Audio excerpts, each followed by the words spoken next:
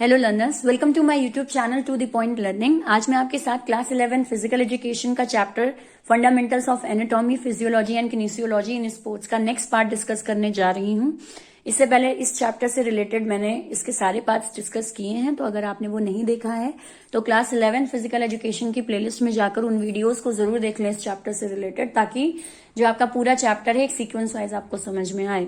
इस वीडियो में जो मैं डिस्कस करने जा रही हूँ वो आपका है स्ट्रक्चर ऑफ रिस्पिरेशन सिस्टम। इससे पहले मेरे लास्ट वीडियो में मैंने स्ट्रक्चर से रिलेटेड 2 पॉइंट्स डिस्कस किए थे, यानी नोज और फारनेक्स डिस्कस किया था, और आज मैं लार्नेक्स से स्टार्ट करने जा रही हूँ कि इसका क्या फंक्शन होता है, क्या काम करता है, आपके रेस्पिरेशन सिस्टम में इसका क्या रोल है। तो अगर आपने इससे पहले नोज और फारनेक्स वाला वीडियो नहीं देखा है तो आई सजेस्ट यू कि इस वीडियो को देखने से पहले आप प्लेलिस्ट में जाकर उस वीडियो को जरूर देख लें। बाकी इससे प्रीवियस वीडियो का लिंक मैं आपको डिस्क्रिप्शन बॉक्स में शेयर कर दूंगी, तो आप चाहें तो डिस्क्रिप्शन बॉक्स में जाकर भी उसके लिंक पर क्लिक करके वो वीडियो देख सकते हैं। तो आज स्टार्ट करते हैं हम आपके साथ कि स्ट्रक्चर जो आपका रेस्पिरेटरी सिस्टम होता है उसमें लार्नेक्स का क्या रोल होता है। सो स्टार्ट करते हैं इसके मीनिंग वगैरह से। It is located in the front part of the neck and directs into the respiratory organ. पहले मैं आपको स्ट्रक्चर दिखा देती हूँ कि लार्नेक्स होता कहाँ है और कैसा दिखता है। तो ये होता है आपका लार्नेक्स, यानी कि लास्ट वीडियो में जो मैंने फारनेक्स डिस्कस किया था उसके जस्ट नीचे का पार्ट आपका लार्नेक्स कहलाता है। अब ये लार्नेक्स आपकी किस चीज में मदद करता है, अगर आप ध्यान से देखो तो ये इतना पार्ट आपका लार्नेक्स का होता है। लार्नेक्स की बात करें तो ये किस चीज में मदद करता है, it is located in the front part of the neck. ये आपके नेक के यानी गले के फ्रंट पार्ट में सिचुएटेड होता है। बीच का हिस्सा जो हम कहेंगे गले का, वो आपका यही लार्नेक्स होता है। And direct air into the respiratory organ, और ये ही आपके सांस को रिस्पिरेटरी ऑर्गन तक जाने में हेल्प करता है।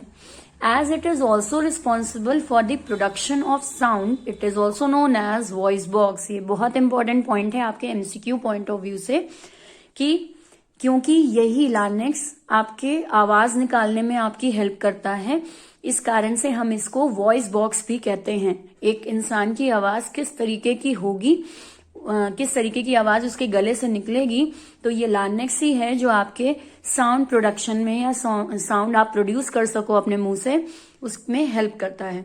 सो इसीलिए हम इसको वॉइस बॉक्स भी कहते हैं, इसका अदर नेम। सो ये हो गया आपका लार्नेक्स का फंक्शन। अब जब एयर आपकी जो है, आपने जो सांस अंदर ली है वो नोज से होकर फारनेक्स गई, अब फारनेक्स से वो लार्नेक्स आई, तो अब नेक्स्ट स्टेप होता है कि वो सांस जो है वो कहाँ पहुंचती है, आपके ट्रैकिया में पहुंचती है।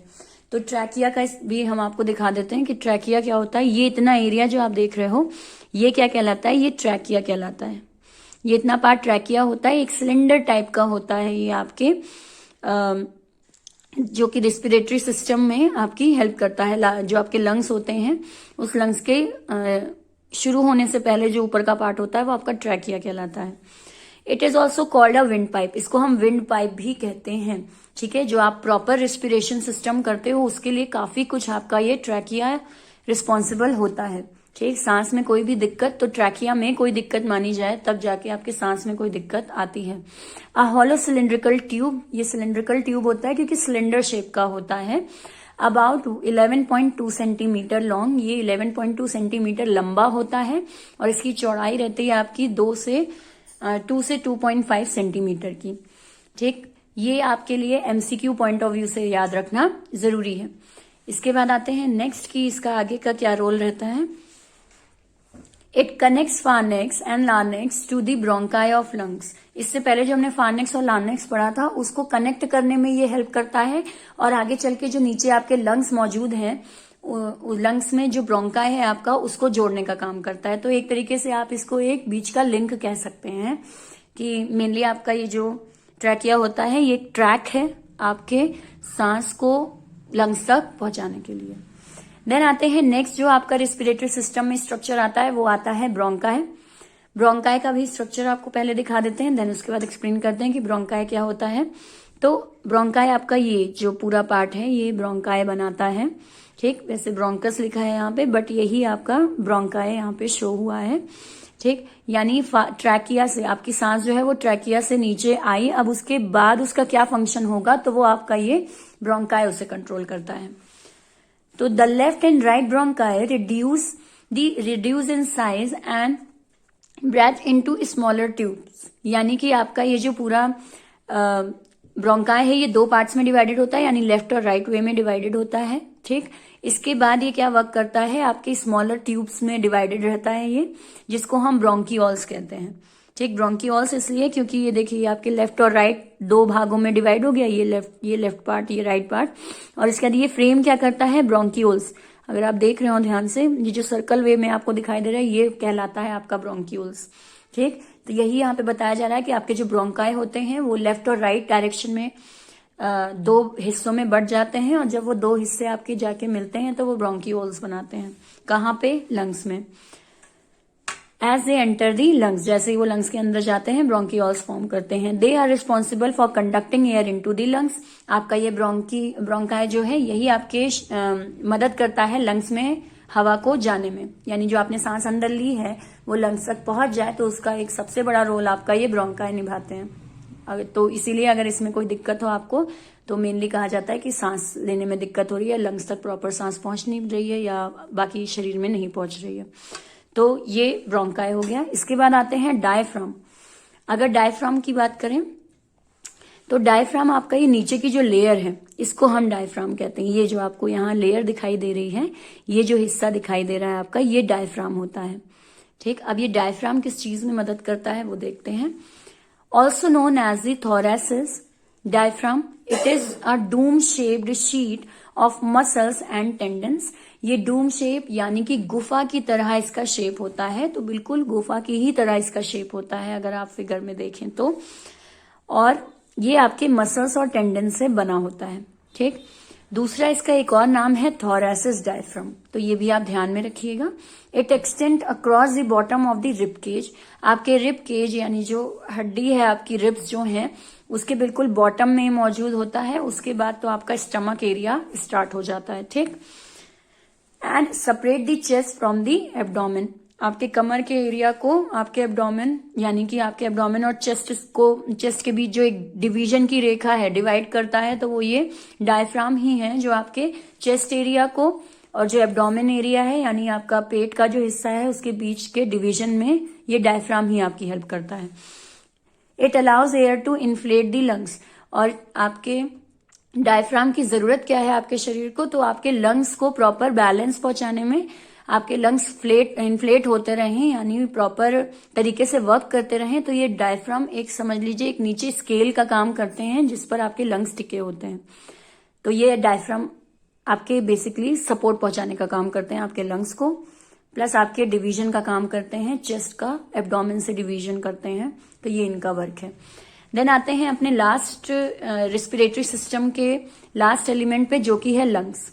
तो लंग्स क्या करते हैं, they are located in the chest, chest में मौजूद होते हैं, with their base resting on the floor of the thoracic cavity. ये लंग्स कहाँ पे टिके होते हैं, थोरैसिस कैविटी में, जो मैंने अभी डायफ्राम जो आपसे कहा वो यही चीज है, इस पर टिके होते हैं on the diaphragm. The two lungs differ in size. आपके जो दोनों लंग्स होते हैं वो एक दूसरे से साइज में डिफर होते हैं। कभी कदार ट्रू फॉल्स वगैरह में पूछा जा सकता है कि दोनों लंग्स का साइज सेम होता है, तो ऐसा नहीं है। आपके दोनों लंग्स के साइज अलग अलग होते हैं, सेम नहीं होते। तो दोनों लंग्स के बारे में भी पढ़ लेते हैं। जो आपके लेफ्ट साइड का लंग्स होता है has a smaller in size, वो साइज में थोड़ा छोटा होता है। जो आपके लेफ्ट साइड का लंग्स होगा वो छोटा होता है साइज में, और अगर राइट लंग्स की हम बात करें तो वो शॉर्टर साइज का होता है।